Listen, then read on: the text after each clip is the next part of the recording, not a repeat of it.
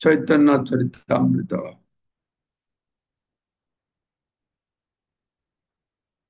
কত নম্বর শ্লোক? উম, হরে কৃষ্ণ মহারাজ, প্রণাম মহারাজ। 31 নম্বর শ্লোকের অনুবাদটা হবে। ও থিসির অনুবাদের তাৎপর্য। হ্যাঁ, তাৎপর্য মহারাজ। ওই যে শ্লোকগুলো অনেকগুলো শ্লোক ছিল। শিল ভক্তি শ্রীমদ ভাগবতের এই শ্লোকগুলো দিয়েছে নে। শ্রীমদ ভাগবতমের দ্বিতীয় স্কন্ধ তৃতীয় অধ্যায়ের 17 থেকে 24 নম্বর শ্লোকে এসব বলা আছে। আয়ুর হরতি।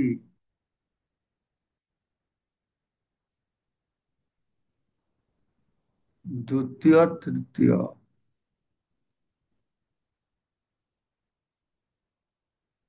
দ্বিতীয়।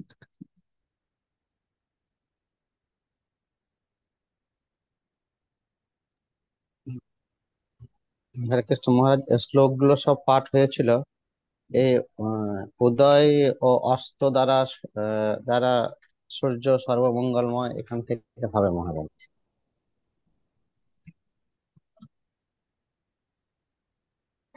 শ্লোকগুলো পাঠাইছে তো অর্থগুলো পাঠায় না না? না মহারাজ, শ্লোকগুলো পাঠ হয়েছিল।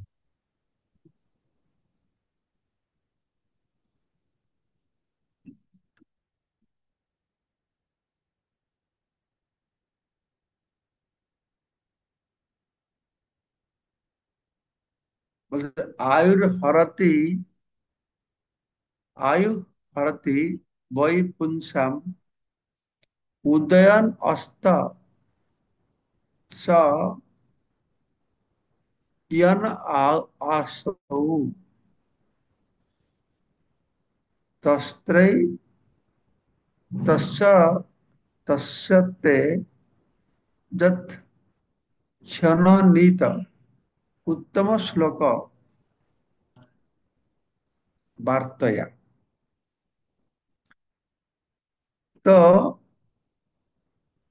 যে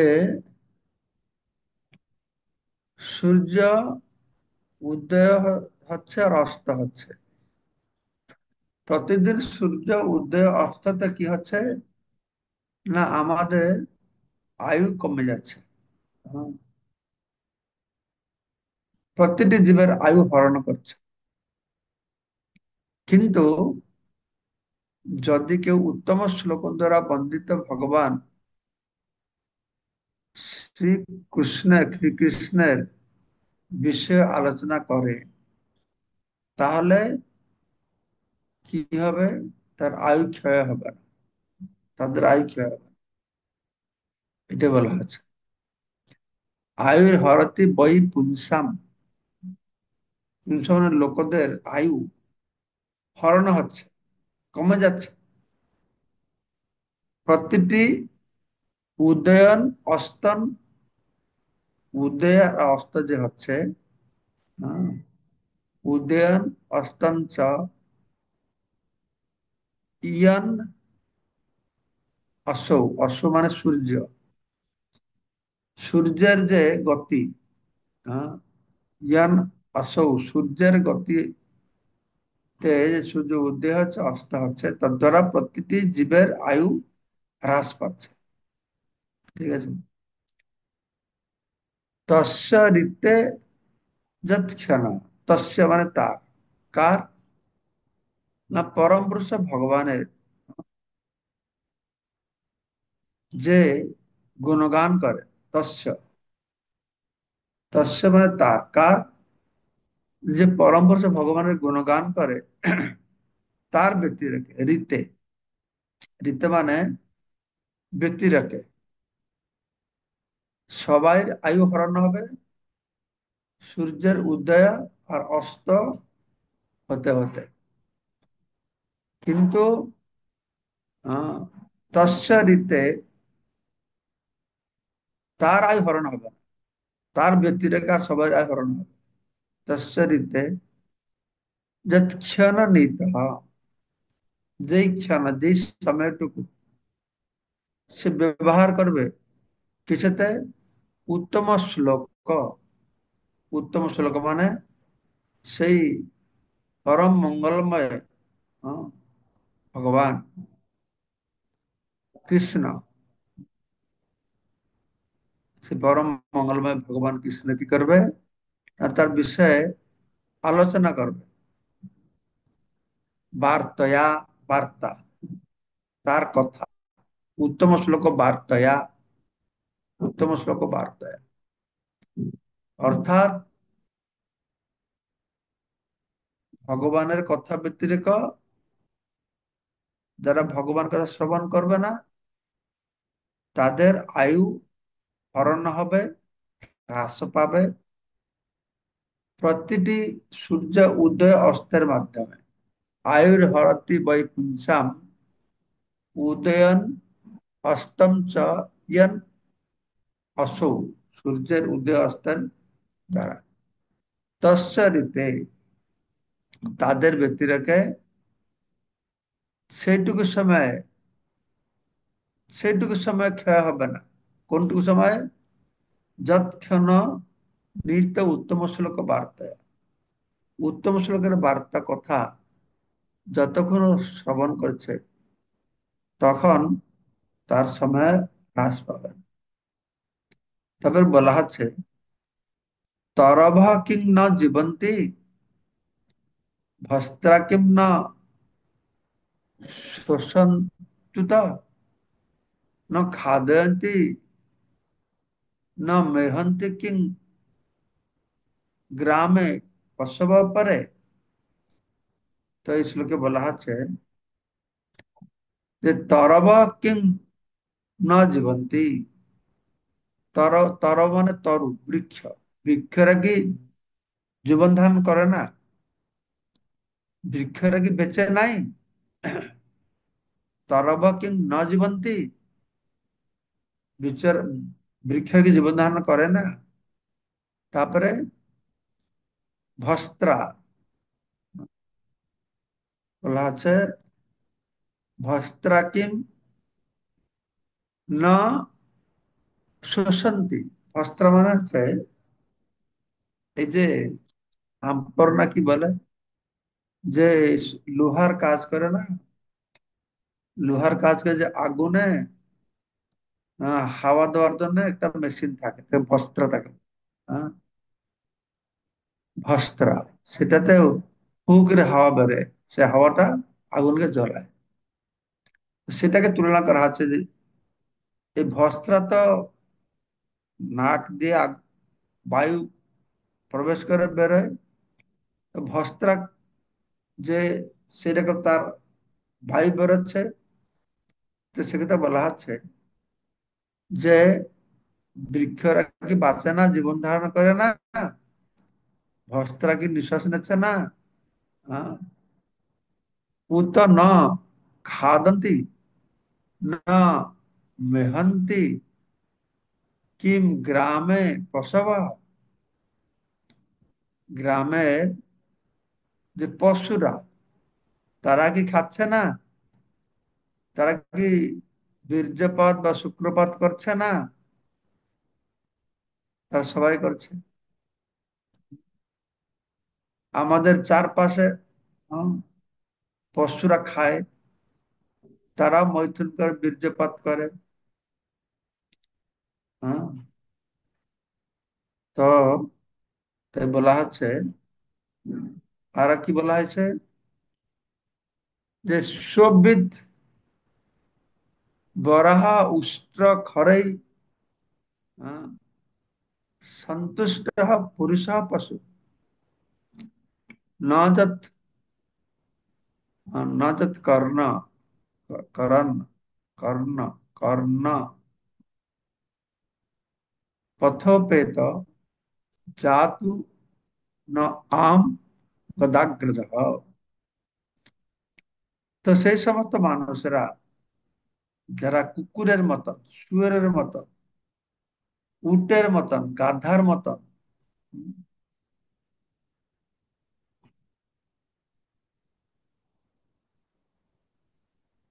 তো সেই সমস্ত ব্যক্তি তারা প্রশংসা করে কাদেরকে? যারা ভগবান শ্রীকৃষ্ণের কথা শুনে না, যারা ভগবানের দিব্য লীলার কথা শ্রবণ করে না। যে দিব্য লীলা শ্রবণ করলে সমস্ত কুফল থেকে মুক্ত পাওয়া যায়, হ্যাঁ, কুবিষয় থেকে মুক্ত পাওয়া যায়। তো এখানে বলা হচ্ছে যে মানুষ কুকুর, শুয়োর, উট, গাধার মতন মানুষ, তারা কি করে না, তারা কখনোই, হ্যাঁ, যে ব্যক্তি ভগবানের গুণগান করে, যে গুণগান শ্রবণ করলে সমস্ত প্রকারের খারাপ জিনিস দূরীভূত হয়ে যাবে, তার প্রশংসা করবে না। প্রশংসা করবে দূরে থাকুন, তার নিন্দা করবে, তার প্রশংসা করবে না। যারা প্রশংসা করে না তারা হচ্ছে কুকুর, শুয়োর, উট আর গাধার মতো। হুম।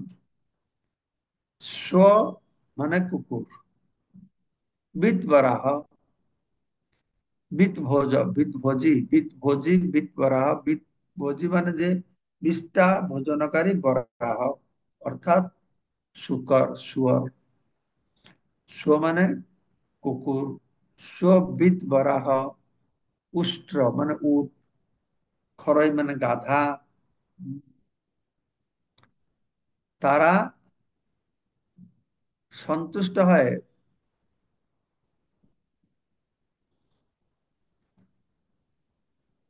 পুরুষ পশু, এসব পশুদের মতন যারা, তারা ন যত কর্ণপথ উপেত জাতু নাম গদাগ্রজ।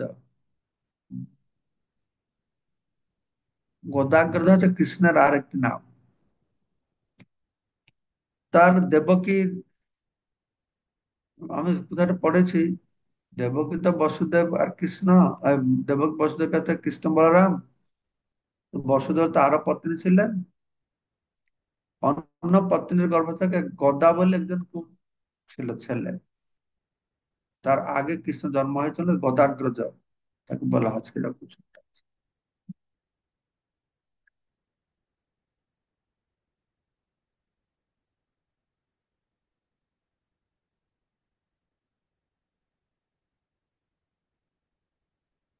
তো এইভাবে যারা গাধা, উটের মতন, আহ, শুয়োর, কুকুরের মতন, তারা কি করে না, তাদের প্রশংসা করে ন যত কর্ণ, কর্ণপথ উপেত জাতু নাম গদাগ্রজ, যাদের, যারা কর্ণ দিয়ে কোনোদিন কৃষ্ণের মহিমা শ্রবণ করেন, তাদেরই তারা প্রশংসা করে। তারপরে বলা হচ্ছে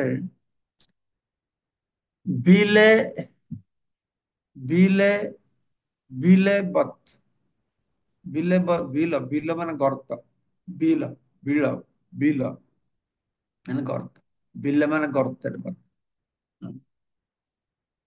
বিলেবত উরুক্রম বিক্রমান যে ন শৃণোত কর্ণপুটে নরস্য জিহ্বাসতি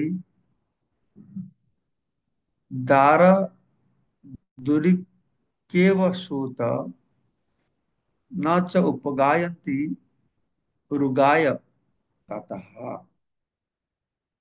এখানে বলা আছে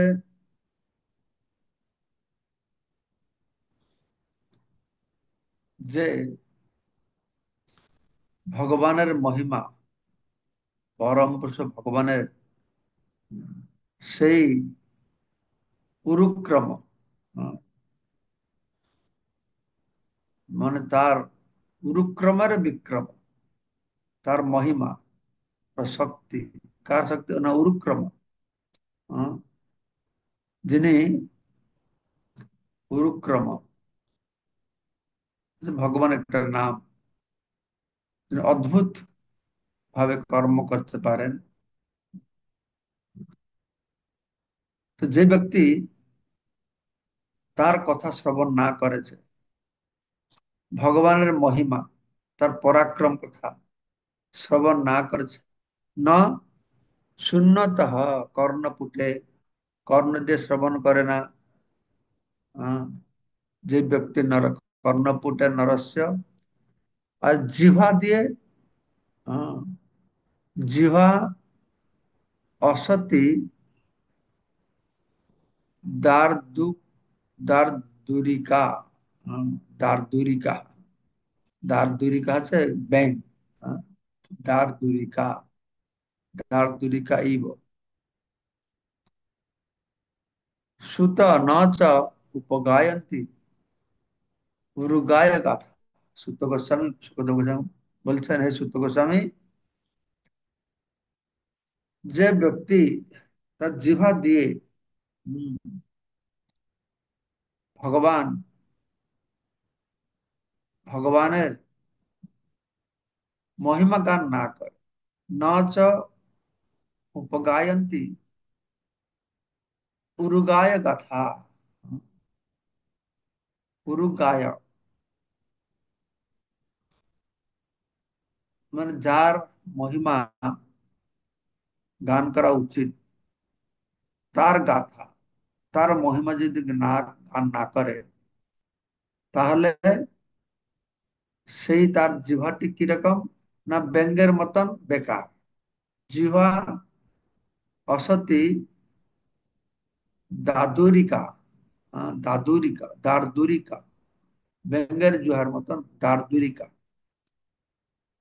তাহলে বলা হলো যে কর্ণ দিয়ে ভগবান কথা না শুনবে, সেটা হচ্ছে সর্পের গর্তের মতন। আর বলা আছে যে জিহ্বা দিয়ে ভগবানের মহিমা গান করবে না, ব্যঙ্গের জিহার মতন। হ্যাঁ, ঠিক আছে। তো মোটামুটি এই শ্লোকে বলা হচ্ছে, বিলেবত দার্দুরিকাম বিক্রমান যে ন শুনন্ত কর্ণপুটে নরস্য, যেই নর ব্যক্তিরা কর্ণপুট কর্ণগুহর দিয়ে উরুক্রমের বিক্রম শ্রবণ করা হয় না, ন শূন্যত, তো সেটি হচ্ছে বিলে, হ্যাঁ, বিলেবত, সেটি হচ্ছে, এটি আহ, গর্তের মতো, বিলবত।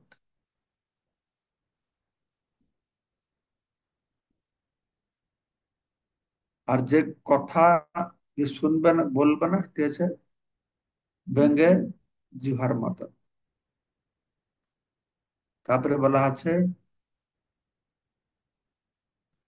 যে ভারা পরম পট্ট কিরীটি जुष्टम अपि उत्तमांगम न नमेन मुकुंदम सावौ करौ न कुरुते सपर्यान हरे लसत कांचन, हाँ, कान कनौ बत, বা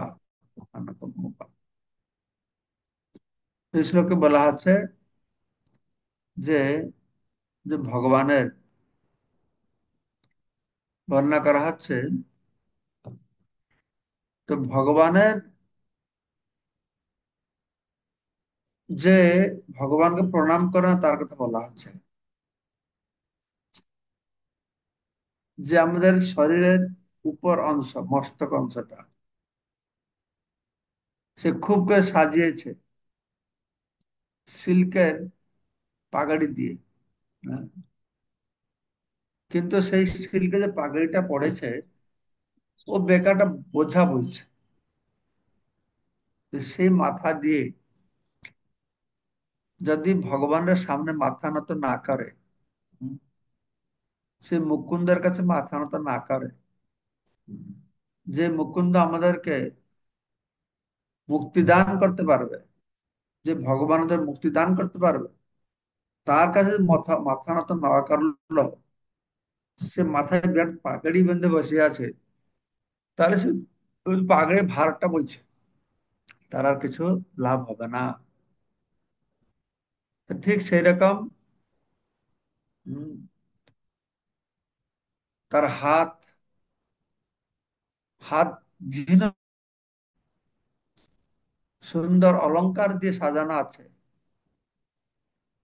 কিন্তু অলংকার দিয়ে সাজিয়ে হাত রেখেছে, কিন্তু সে হাত যদি ভগবানের সেবা না করলো, তাহলে সে হাতটি কার সঙ্গে তুলনা করা হবে?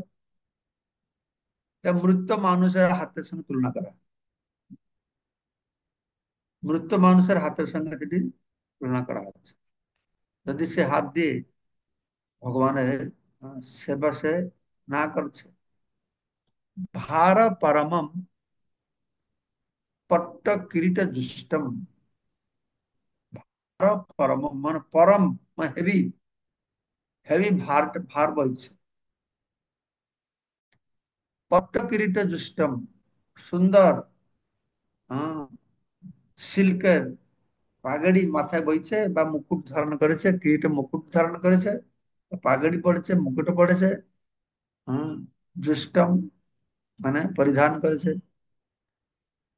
ভার পরম পট্ট কিরিট जुष्टम अपि उत्तमांग न नमेत মুকুন্দম।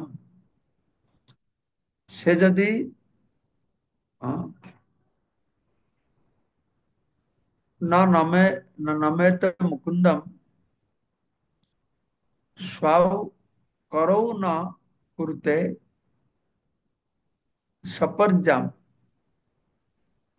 তো সে যদি হাত দিয়ে ভগবানের উপাসনা না করে, হরির পূজা না করে, তাহলে লসৎ কাঞ্চন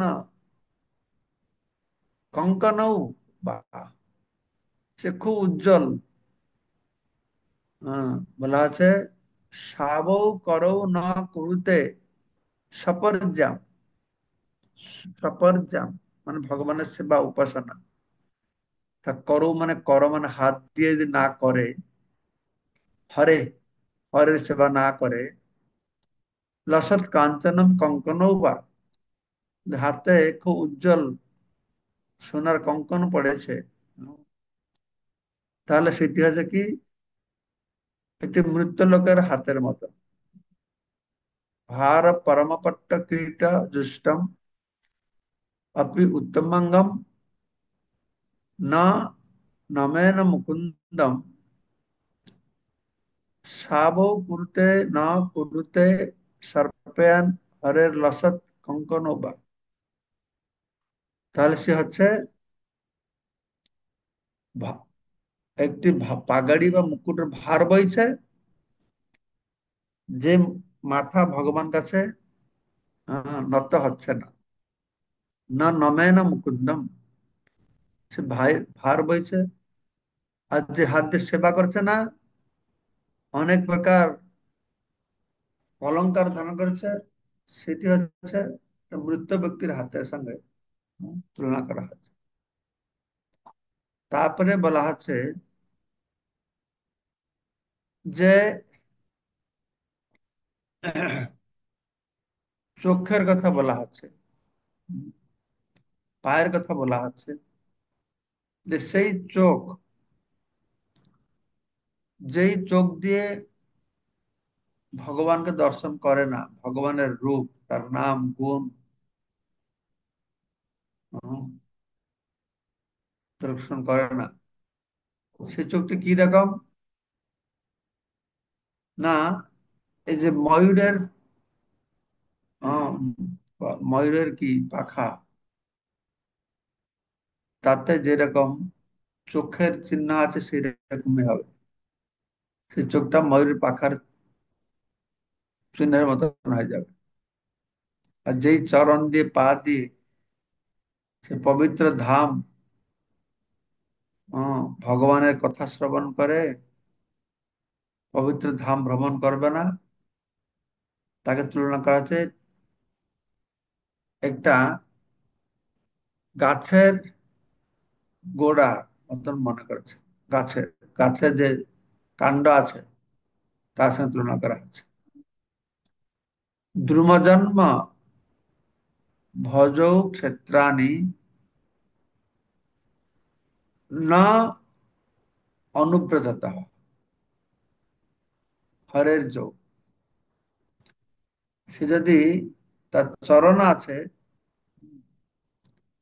এই চরণ দিয়ে পদৌ নৃণাম, পদ মানে পাদ, মানুষের পাদ দিয়ে যদি সে ক্ষেত্রাণি, হ্যাঁ, ন অনুব্রজত, কোন ক্ষেত্রাণি? না হরের ক্ষেত্রাণি, ভগবান শ্রীহরির ক্ষেত্র, সেই চরণ দিয়ে যদি ন অনুব্রজত, যদি সে ঘোরাফেরা না করে, বিচরণ না করে, ক্ষেত্র পর্যটন না করে, তাহলে সে চরণটা কার সঙ্গে তুলনা করা হলো? না একটা গাছের সঙ্গে, দ্রুম জন্ম, সে দ্রুম জন্ম সঙ্গে তা তুলনা করা হলো।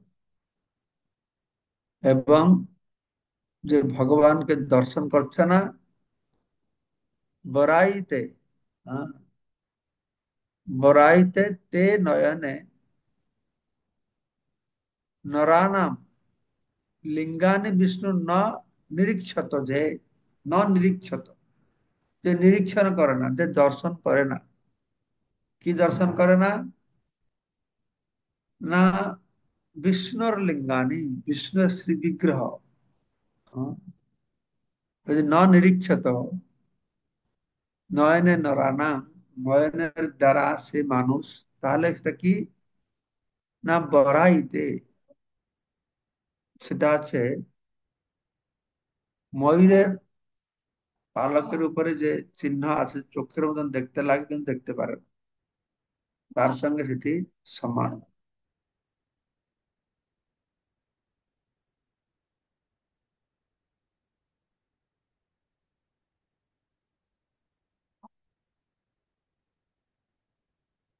আর আরো দুটো শ্লোক আছে, আর দুটো শ্লোক পড়ে না। তারপরে বলছে কি, জীবন জীবন সবহ ভগবত অঙ্গ্রি রেণু, জীবন সবহ ভগবত রেণু অঙ্গ্রি রেণু ন জাতু মর্ত্য অভিলভেত যত শ্রী বিষ্ণুর পদ্যা মনুজ তুলস্যা শোষণ সহ যত ন বেদ গন্ধম। তো এই শ্লোকে বলা আছে যে যে ব্যক্তি কোন সময় ভগবানের ভক্তের চরণের ধুলো তার মাথায় ধারণ না করেছে, আহ, সে হচ্ছে মৃত ব্যক্তি। তার মাথায় যদি ভগবানের ভক্তের চরণ ধুলা গ্রহণ না করে, এবং যে ব্যক্তি ভগবানের চরণকমলে অর্পিত তুলসী পাতার ঘ্রাণ গ্রহণ না করেছে, হ্যাঁ,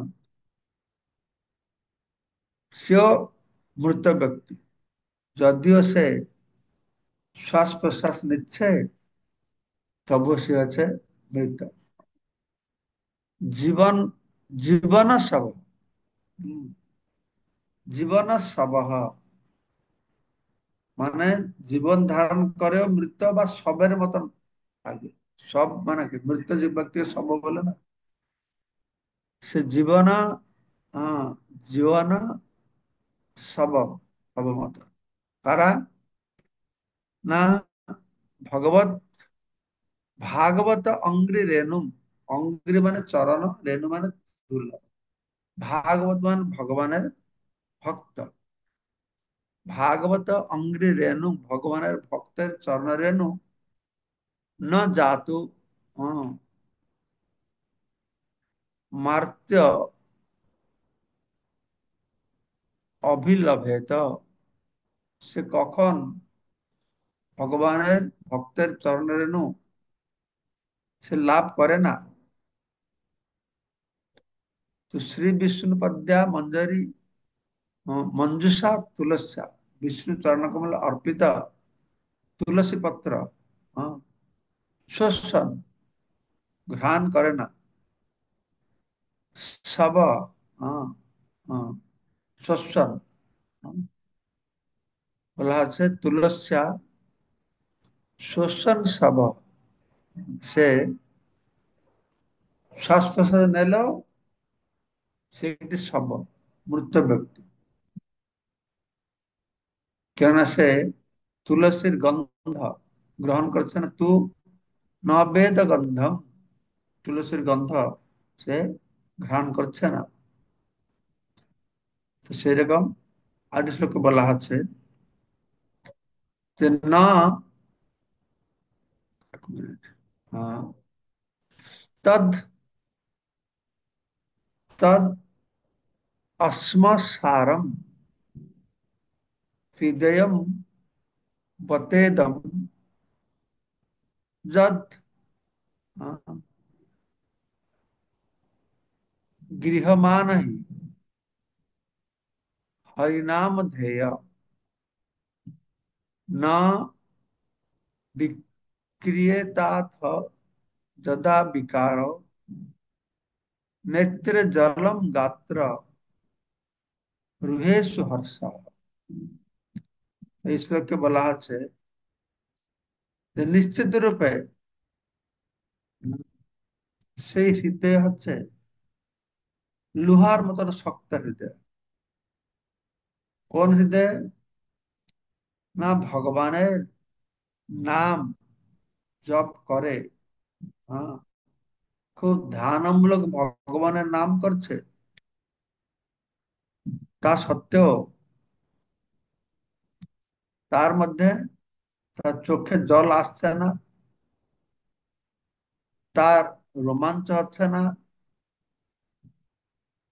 ভগবানের নাম করেও, তাতে বুঝতে হবে তার হৃদয়টা লোহার মতন শক্ত। অর্থাৎ ভগবানের নাম করে করে যখন আমাদের হৃদয়টা কোমল হবে, নরম হবে, তখনই আমাদের চোখ থেকে জল আসবে, রোমাঞ্চ, আহ, স্তম্ভ, কম্প, পুলক, অশ্রু, রোমাঞ্চ এসব দেখা যাবে। যেহেতু আমাদের হৃদয়টা কোমল নয়, আমরা পরনিন্দা পরচর্চা করি, পরকে ঈর্ষা করি, পর শিক্ষাতরতা করি, কাম ক্রোধ লোভ মোহ, যেন ভগবানের নাম করেও আমাদের চোখ থেকে জল আসে না, যেহেতু এটা আছে খুব শক্ত, হ্যাঁ, লোহার মতন শক্ত। শিল শুকদেব গোস্বামী শুদ্ধ গোস্বামী বলছেন,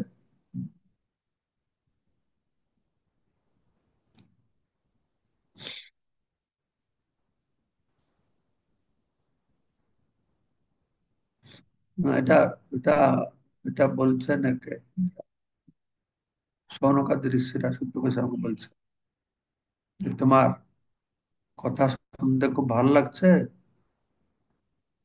তো শুকদেব গোস্বামী যা কিছু শুনেছ সে কথা আমাদের শোনা। তো এইগুলি, এই শ্লোকগুলো অত্যন্ত গুরুত্বপূর্ণ শ্লোক, ভাগবতের শ্লোক। তো আমাদের মাথা ভগবান কাছে নত করতে হবে, হাত দিয়ে ভগবানের সেবা করতে হবে, চরণ দিয়ে ভগবানের তীর্থ বর্জন করতে হবে, নাসিকা দিয়ে ভগবানের তুলসী ঘ্রাণ করতে হবে, কর্ণ দিয়ে ভগবানের কথা শুনতে হবে। না করি তাহলে সেগুলো কি ছিল বর্ণনা করা হলো। তবে অম্বরীশ মহারাজ যে কিভাবে এই সমস্ত গুলি, হ্যাঁ, মনা কৃষ্ণ পদারবিন্দয়, ভগবানের মনকে ভগবানের চরণ কমলে, হাত হাত তন মন্দিরে মার্জনা দু, তার মন্দিরে মার্জনাতে ঠিক সেসব সুন্দর শ্লোক আছে। তার চরণ দিয়ে কিভাবে আমরা তীর্থযাত্রা করব, নাসিকা দিয়ে তুলসী, তুলসী না, আমরা তুলসী জুহাদের তুলসী আস্বাদন করব, তার সুন্দর বর্ণনা দেওয়া হয়েছে। এটা আছে ভাগবতম দ্বিতীয় স্কন্ধ তৃতীয় অধ্যায়। উম, তো শুদ্ধ ভক্তি দ্বারা হৃদয়ের পরিবর্তন, এটা লেখা হয়।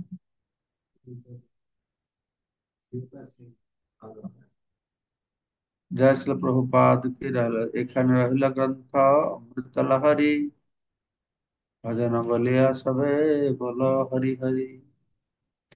তো মোটামুটি এগুলো আমি মোটামুটি পাঠ করলাম ভাগবতম থেকে, ভাগবত শ্লোক দেখে দেখে।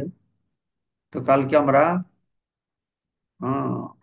যে মুখ্য শ্লোকের পয়ের মধ্যে শ্রবণ করবো, শ্লোকটাকে আবার পড়তে হবে, তাহলে পয়ের মধ্যে বলা বোঝা যাবে কৃষ্ণের অধরামৃত, কৃষ্ণ গুণচরিত, সুধাসার স্বাদ বিনিন্দন, তার স্বাদ নে জানা, যে না জানে, জন্মিয়া না মইল কেনে, সে রসনা ভেষজ ভাষণ।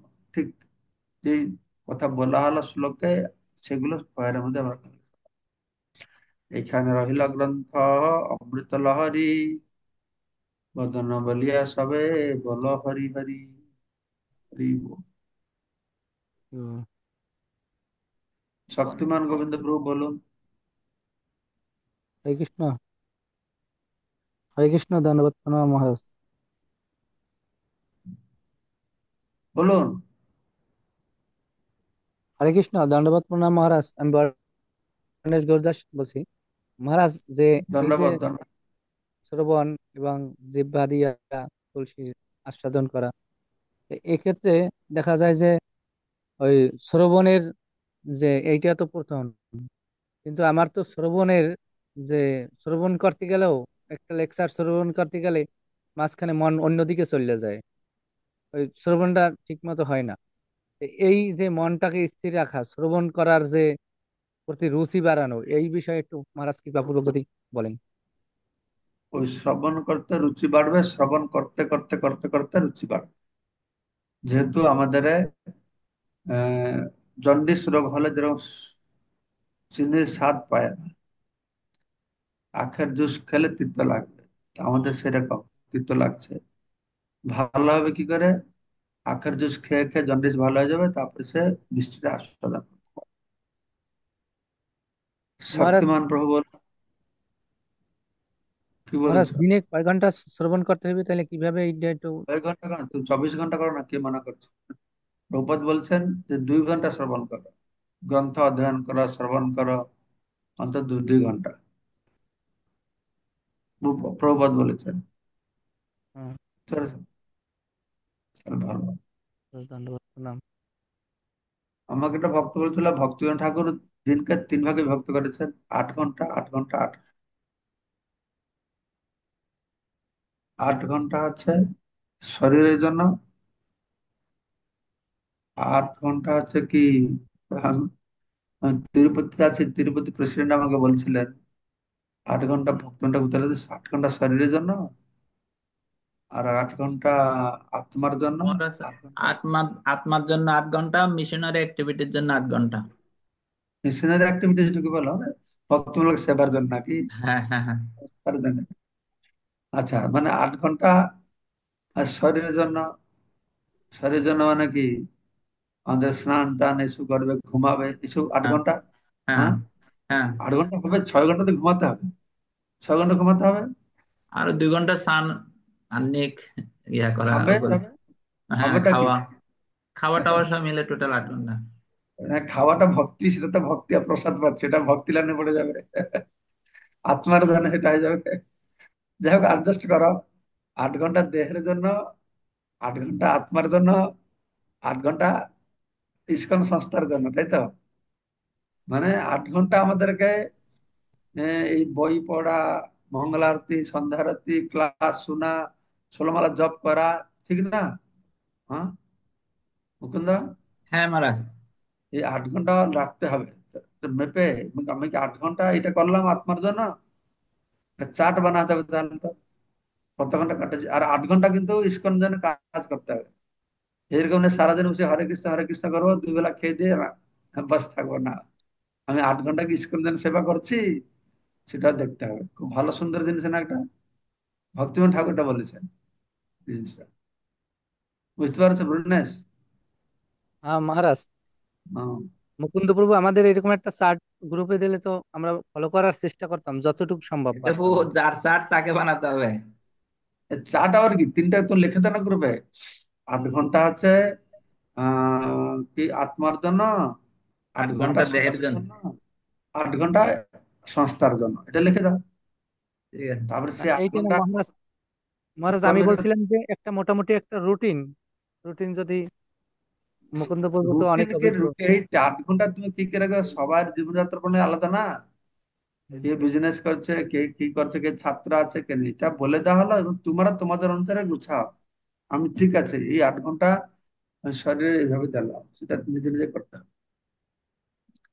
নিজে না করলে, নিজে না মরলে স্বর্গ দেখা হবে না। সবাই কিছু করে দেবে কি করে দেবে? তোমরা তোমায় করতে হবে। তো সত্যবান প্রভু বলুন। ঠিক আছে, ধন্যবাদ, প্রণাম মহারাজ।